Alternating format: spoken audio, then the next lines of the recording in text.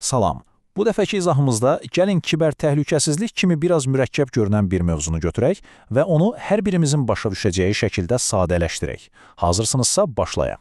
Deməli, yaşadığımız rəqəmsal dünyada kiber hücum təhlükəsi həqiqətən də heç vaxt olmadığı qədər realdır və bu təkcə böyük şirkətlərə aid deyil, fərdlərdən tutmuş nəhəng təşkilatlara qədər demək olar hər kəsə təsir edir. Artıq bu sadəcə bir texniki problem yox, gündəlik həyatımızın bir reallığıdır. Yaxşı, bəs bu qədər təhdid varsa, biz özümüzü necə qoruya bilərik? Hər şey əslində kiber təhlükəsizliyin nə olduğunu anlamaqdan başlayır. Baxın, bunu rəqəmsal dünyamız üçün bir təhlükəsizlik sistemi kimi düşünün. Çox sadədir. Necə ki, evimizi qorumaq üçün qapımıza kilit taxırıq, siqnalizasiya qururuq, elə deyilmi? Kiber təhlükəsizlik də bizim onlayn həyatımızı, yəni məlumatlarımızı, cihazlarımızı qoruyan rəqəmsal bir qalxandır. Bütün bu kiber təhlükəsizlik sahəsi əslində 3 dənə möhkəm sütun üzərində qurulub. Bunlara qısaca CIA triyadası deyilir. Gəlin aydınlaşdıraq. Birincisi, məxfilik. Bu nə deməkdir? Məlumatlarınızın yalnız görməli olduğu şəxslər tərəfindən görülməsini təmin edir. İkincisi, bütövlük. Yəni məlumatlarınızın sizdən xəbərsiz, icazəsiz dəyişdirilmədiyinə əmin olmaqdır. Və nəhayət üçüncüsü, əlçatanlıq. Bu isə ehtiyacınız olanda məlumatlarınıza problemsiz daxil ola bilməyiniz deməkdir. Bu üçü bir yerdə olanda güclü bir müdafiə yaranır. Yaxşı bir müdafiə qurmaq üçün, bilirsiniz, gərək əvvəlcə hücumçunun necə düşündüyünü anlayasan. Gəlin, kiber cinayətkarların oyun kitabına bir nəzər salaq və görək, onların arsenalında hansı alətlər var. Hakerlərin istifadə etdiyi metodlar həqiqətən də çox müxtəlifdir. Məsələn, ən məşhur olan phishing. Bu əslində rəqəmsal fırıldaqçılıqdır. Sizi aldadaraq bank məlumatlarınız və ya şifrələriniz kimi həssas informasiyanı əldə etməyə çalışırlar. Xidmətdən imtina və ya DOS hücumları isə bir saytı o qədər çox sorğu ilə bombardıman edir ki, sistem çökür və əsl istifadəçilər ora daxil ola bilmir. Sanki bir mağazanın qapısına saxta bir izdiham yığıb, əsl müştərilərin içəri girməsinə mane olmaq kimi bir şeydir. Bəli, bütün bu təhdidləri eşidəndə insan biraz narahat olur, düzdür. Amma panikaya ehtiyac yoxdur. Yaxşı xəbər budur ki, kiber təhlükəsizlikdə müdafiəni təşkil etmək üçün çox güclü 7 qatlı bir model var. Bu model müdafiənin necə qat-qat qurulduğunu mükəmməl şəkildə göstərir. Təsəvvür edin ki, bir qalanı qoruyursunuz. Ən qiymətli xəzinə mərkəzdədir. Sizsə onu qorumaq üçün ətrafına bir-birinin ardınca divarlar hörürsünüz. Hər bir divar, yəni hər bir qat fərqli bir təhlükəni saxlamaq üçün dizayn edilib.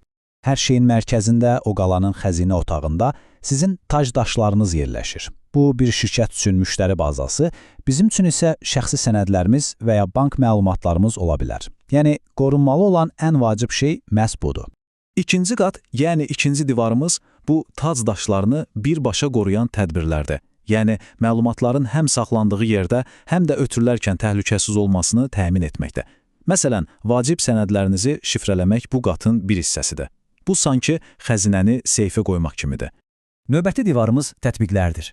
Yəni, istifadə etdiyimiz proqramlardır. Sosial media tətbiqlərimiz, onlayn bankçılıq proqramlarımız. Bax, bu qat həmin proqramların özünün təhlükəsiz olmasını təmin edir. Çünki unutmayın, zəif bir proqram hakerlər üçün taybatay açıq bir qapı deməkdir. Dördüncü qatı isə bizim birbaşa istifadə etdiyimiz cihazları qoruyur. Kompüteriniz, telefonunuz, planşetiniz, bunlar şəbəkənin son nöqtələridir. Bu qat, antivirus proqramları kimi vasitələrlə həmin cihazlara zərərli proqramların daxil olmasının qarşısına alır.